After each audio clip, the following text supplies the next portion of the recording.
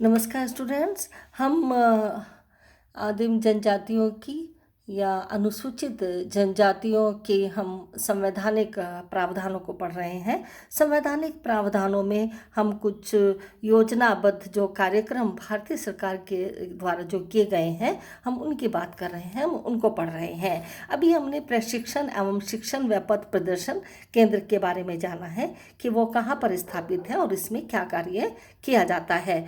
इनको कुछ छात्रवृत्तियां देने की बात कही गई है, छात्रावास की बात कही गई है और बुक बैंक के कार्यक्रम चलाए गए, जिसमें विद्यार्थियों की सुविधा हेतु 1978-1989 में इस कार्यक्रम को शुरू किया गया। मेडिकल इंजीनियरिंग और पाठ्यक्रमों हेतु शुरू किए गए इस कार्यक्रम में वर्ष 1991 और 92 से कृषि, पशु चिकित्सा और अन्य टेक्निकल पाठ्यक्रमों को भी शामिल कर लिया गया।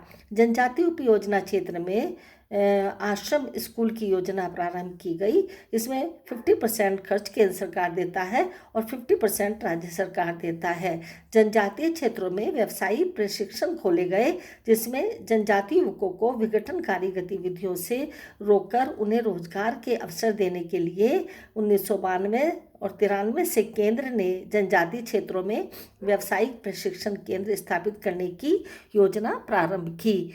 जनजातीय विद्यार्थियों की योग्यता को बढ़ाने के लिए कुछ लक्ष्य रखा गया। इस योजना का लक्ष्य अनुसूचित जनजातियों के विद्यार्थियों की योग्यता में सुधार लाना है और 9वीं और 12वीं कक्षा के विद्यार्थियों को सुधारात्मक और विशेष प्रशिक्षण प्रदान करना है। प्रतिवर्ष प्रत्येक विद्यार्थी को 15,000 रुपये का सहायता पैकेज दिया जाता है और विकलांग विद्यार्थियों को वार्षिक भत्ता, परिवहन भत्ता, संरक्षक भत्ता आदि विशेष भत्ते दिए जाते हैं। कम साक्षरता वाले क्षेत्रों में जनजाति बालिकाओं की शिक्षा की योजना चलाई गई है, जो उन क्षेत्रों में ये प्रारंभ की गई है जहां स्त्रियों की साक्षरता का प्रतिशत 2 से भी कम है। यह योजना 8 राज्यों के चुने हुए जनजाति जिलों में शुरू की गई। जुलाई 1998 में किए गए संशोधन के उपरांत अब यह योजना 14 राज्यों में अनुसूचित जनजातियों की महिलाओं के 10% से कम साक्षरता वाले 136 जिलों में चलाई जा रही है। इस योजना के अंतर्गत 5वीं कक्षा तक की बालिकाओं के लिए आवासीय विद्यालयों की स्थापना की जाती है। यह योजना स्वयंसेवी संगठनों एवं राज्यों तथा केंद्र शासित प्रदेशों के द्वारा की सरकार के द्वारा चलाई जाती है। पहाड़ी क्षेत्रों के विकास की योजना में जिन पहाड़ी क्षेत्रों में जनजाति के लोग रहते हैं, उनके विकास हेतु यह योजना चलाई जा रही है, जिसमें पुल बनाना, सड़कों का निर्माण करना, ऊर्जा का उत्पादन के प्लांट लगाए जा रहे हैं। जनजातीय अनुसंधान संस्थाएं इस समय देश में जनजातीय संबंधी अनुसंधान करने के लिए अनेक अनुसंधान केंद्र हैं। इसके कार्य में समन्वय स्थापित करने के लिए एक 30 सदस्यीय केंद्रीय अनुसंधान सलाहकार परिषद का गठन किया गया है। यह परिषद अनुसंधान संस्थाओं के नीति निर्माण में पथ प्रदर्शन का कार्य करती है। वर्तमान में देश में ऐसे 14 अनुसंधान संस्थान हैं। विदेशों में पढ़ने वाले बच्चों के लिए भी छात्रवृत्तियों इत्यादि की योजनाएं चलाई गई हैं। यह छात्रवृत्ति प्रतिवर्ष अनुसूचित जनजातियों के 6 छात्रों को दी जाती है। जिनकी अच्छी परसेंटेज होती है, उन बच्चों को ये छात्रवृत्तियां दी जाती हैं। राष्ट्रीय अनुसूचित जनजातीय वित्त एवं विकास निगम, जो कि भारत सरकार ने पृथक राष्ट्रीय अनुसूचित जनजाति वित्तीय विकास निगम का गठन किया। निगम प्रति इकाई 10 लाख रुपए तक की लागत वाली आय उत्पन्न करने वाली योजनाओं हेतु अनुसूचित जनजातियों को रियायती दर पर ऋण उपलब्ध करवाता है।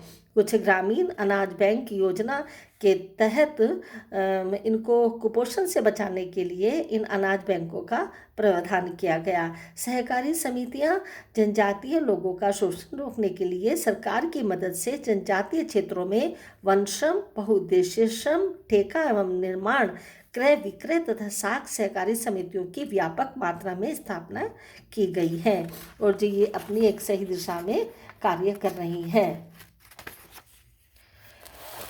राष्ट्रीय अनुसूचित जनजातीय आयोग 89वें संवैधानिक संशोधन 2003 द्वारा अनुच्छेद 338 के तुरंत बाद 338 के जोड़कर अनुसूचित जनजातियों के लिए एक अलग राष्ट्रीय अनुसूचित जनजाति आयोग का गठन किया गया है। 5 संसदीय इस आयोग का प्रमुख कार्य अनुसूचित जनजातियों के हितों की रक्षा करना है।